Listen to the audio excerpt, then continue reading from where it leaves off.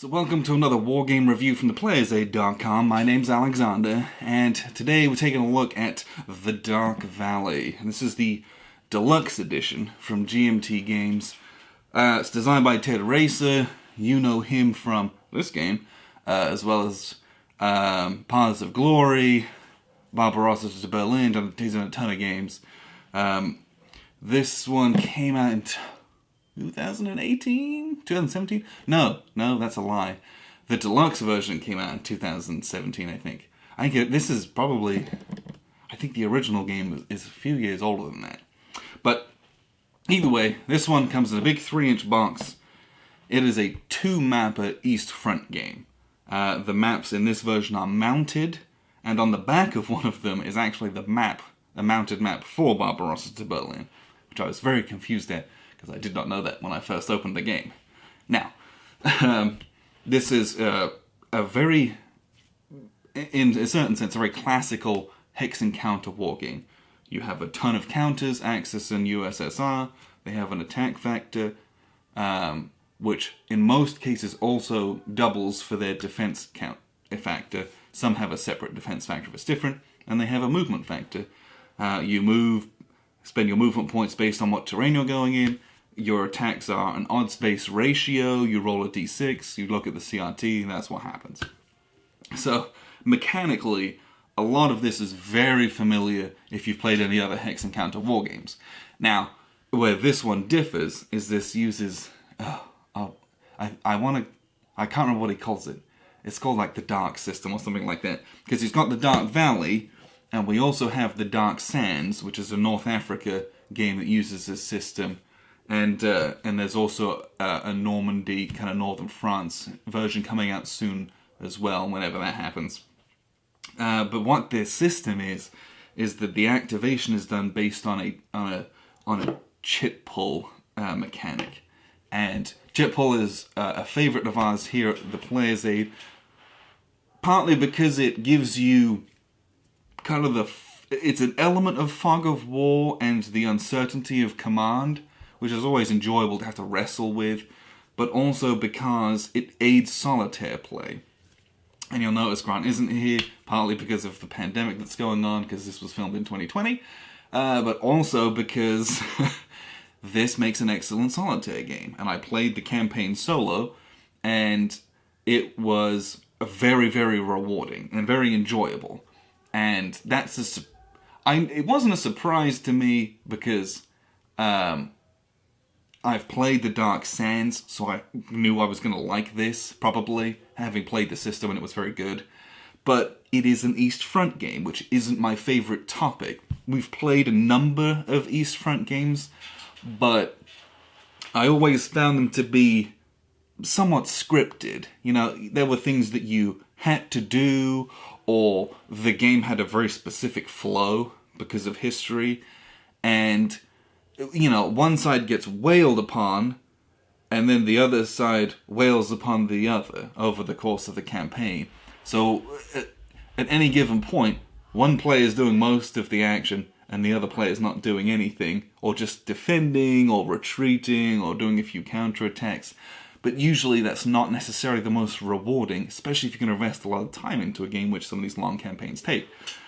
So I chose to play this one solo, partly because I now have the space to do so, but also because I have the time as well, and I wanted to get it played, and we weren't ever going to play it otherwise, frankly, just from a time standpoint.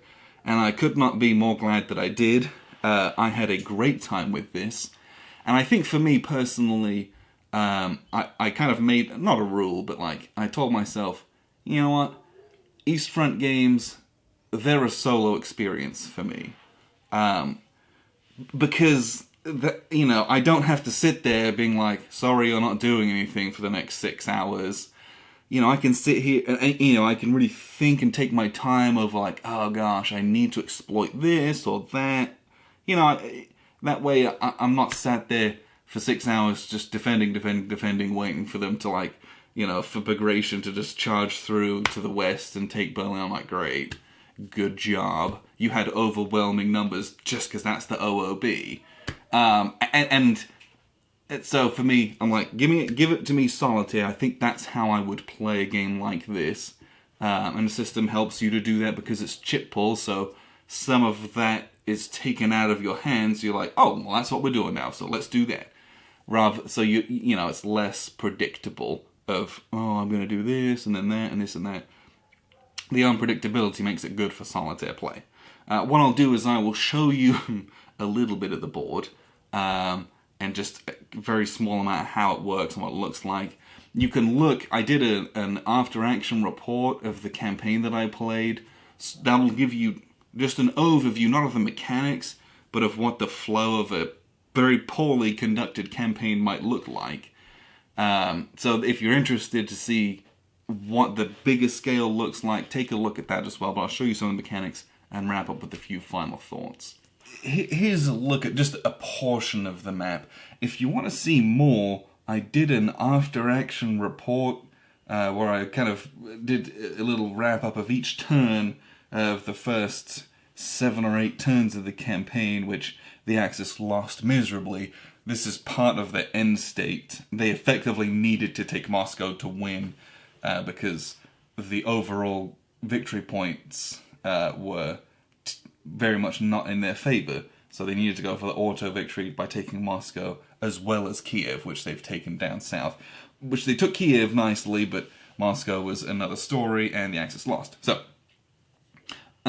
this is fairly counter-dense where there are counters, is what I will say. Like, all down here, there's a whole, like, no counters, and the further out east you go, right now there's no counters, right? It's an east front game, so there's a concentration of counters going wherever you're playing, and it goes kind of in a wave back and forth. But the stacking limit is 4 combat units. And very early on, like turn 1 and 2, you will have 4 Axis units in a significant number of spots. So you will want to get a pair of tweezers, because these are very, very small counters and very, very small hexes.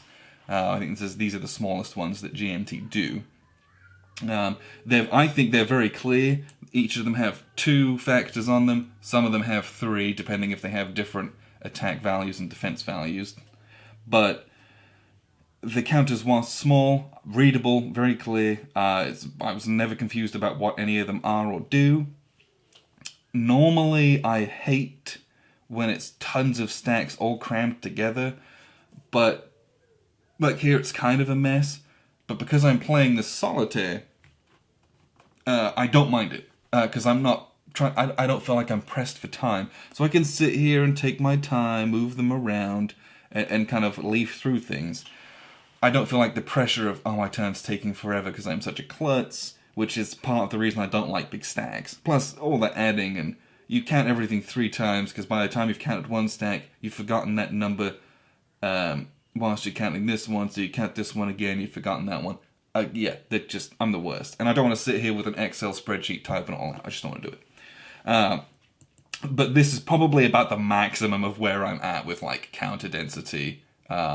It can get pretty intense, but I never felt like it was daunting, because the rules are amazingly simple for what this game is. This is a huge 2-map operational game, and the rules are what? At most 28 pages, some of which is index, 5 or 6 of which are just identification of units, counters, and all your, this is what this is, this is what this is.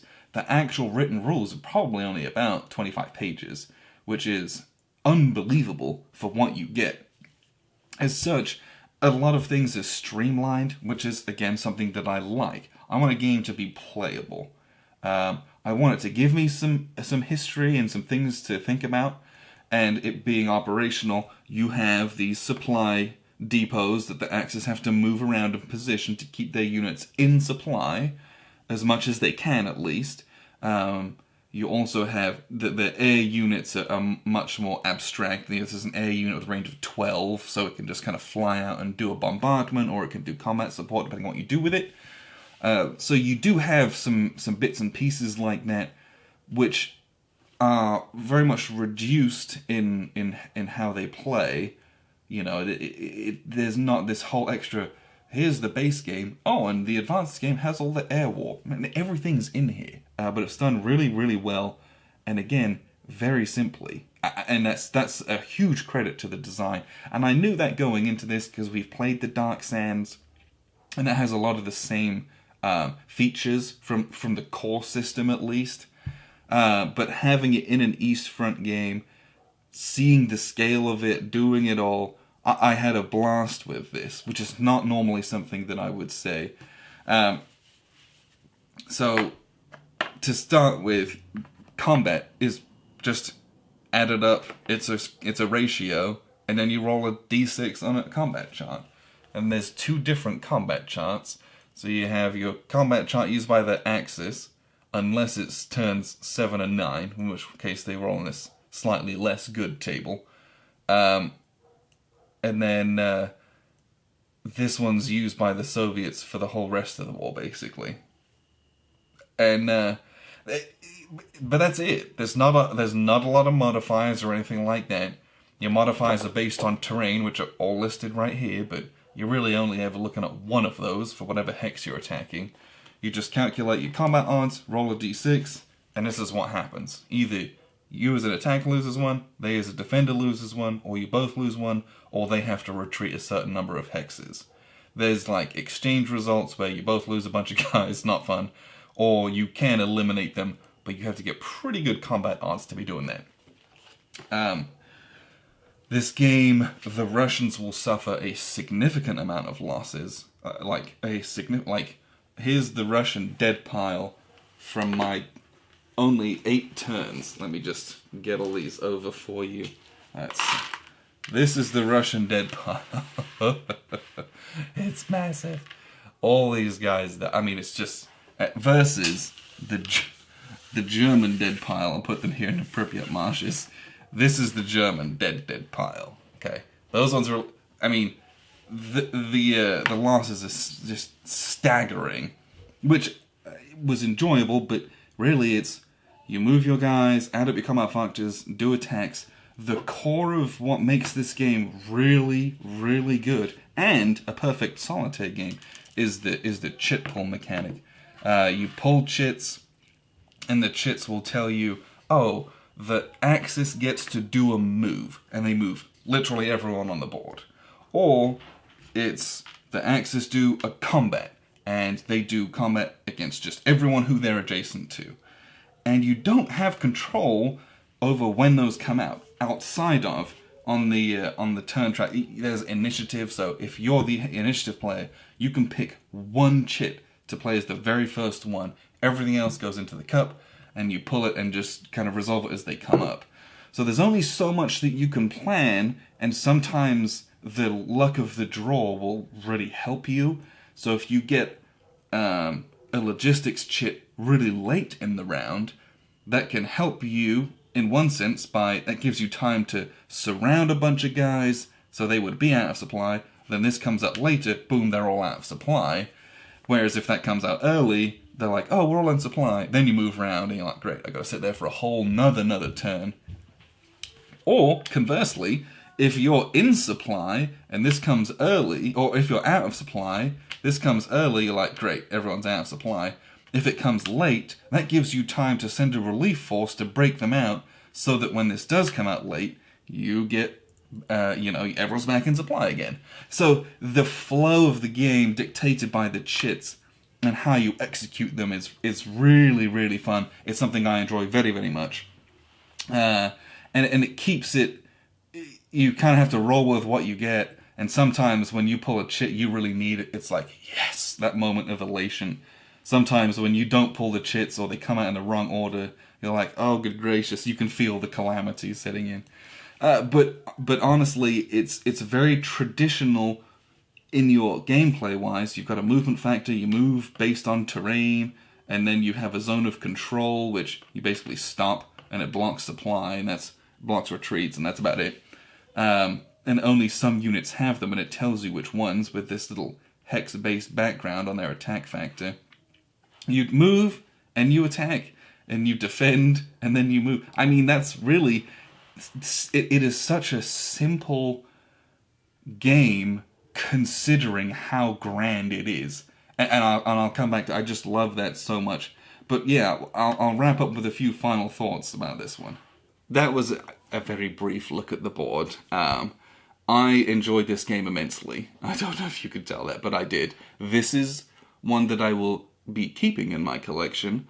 At the moment, this would be my East Front game of choice.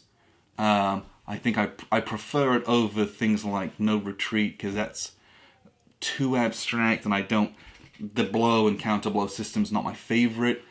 And some of the other ones were too crunchy or too involved, or were just very small focused. This is the whole campaign, so this is what I'm going to probably stick with for now. It does a lot of neat things very simply, and so that way you're playing a game, not playing the rules, and that to me is what I look for, right? I'm not as worried about something being so historically accurate or technically amazing that it becomes unplayable if it's just simulation. I want to have fun playing it, and Ted's done an amazing job of stripping down really complicated logistical problems and military maneuvers into a game that is playable, and it has a decent flow. Some of the turns are much longer than others, just because they've got a lot more chits and you've got a lot more units. But on average, a turn for me, and I'm a slow person as far as gameplay goes, anywhere from some of the really quick turns, I mean, it's like 20 minutes. Some of the long ones were like an hour. So this game, if you're playing the full campaign, it's a time investment. It's a space investment. It's 2 full maps, and you'll need some space for all of the different. I got counter trays and play aids and the rules everywhere. It's taking up my whole table. But if you can play this, and if you want to invest the time, fantastic solitaire game. I will say that. And it will keep you occupied for a long time. So in that way, it's really good solitaire game. Like if you're a person who wants to set something up and just play it for a long time, this will do it. You're not going to finish this in a day. At least not if you make, or if you do catastrophically terribly and the game ends in like turn 8, which that's what happened to me. You could have it over in a day if you really wanted to, but if you want to play the whole campaign and it goes the whole time, it's a big investment. But the rules, and I'll keep coming back to this, any game this size that can condense its rules into effectively 25, 26 pages, I mean, it's a modern miracle, frankly. And for the game to be enjoyable and to be able to be done well, fantastic. So credit to Ted, he's done a great job with that. There is a scenario book as well. So if you want to just play kind of condensed, here's just Bagration, or here's just Barbarossa, or here's just Operation Citadel, you can do those. It's just kind of like a microcosm, or you can do the whole campaign. You can do that. It's fantastic. The new deluxe version has new play aids in them, which, from what I could read of the comments online, are much, much better. I don't know if they didn't exist before, some of them, or if they've been redone and they're really good now, but they were very helpful. I liked those a lot. There are some really helpful videos out there. I watched a video series, oh gosh, I can't remember who it's by. I'm going to find a link and post it in the comments, because he went through and did the setup and talked through it. Just because the setup in this is, it's just a bunch of text, which is fine, and you can get it from that. But I'm more of a visual learner, and so seeing someone do it, of like, this is what this is this area, this is this military district, I was like, oh, that's okay, great, got it. And so there's some good aids out there for this game, because it's fairly popular. So don't be afraid to ask or to look around for help for just playing this one the first time. Your first game is probably going to go terribly for one or both sides, because there is mechanically easy to pick up. Strategically, there's a lot of things that can go wrong. There's a lot of choices that you have. even from initial setup. My setup was probably terrible, having played out the campaign and seen what happens. And I'm like, yeah, you moron. You spread out all your tanks like you're some kind of French commander. You gotta pile the panzer divisions together so that you can actually do a blitzkrieg. I'm just, like, I was using them as infantry support like an absolute moron. And as such, I couldn't punch through certain parts of the Russian lines, my advances were slower, and I couldn't reach Moscow in time, couldn't make it far enough into the Caucasus, so there was some disastrous happenings for me, because this game rewards more play, and you will get more out of it that way. So, I enjoyed this game a lot. I've only played it solo, I will probably only ever play it solo, but if this is something you're interested in, The Dark Valley from GMT Games, this gets a big thumbs up from me. I had a fantastic time playing this. So appreciate you guys tuning in, and I've been Alexander from theplayersaid.com.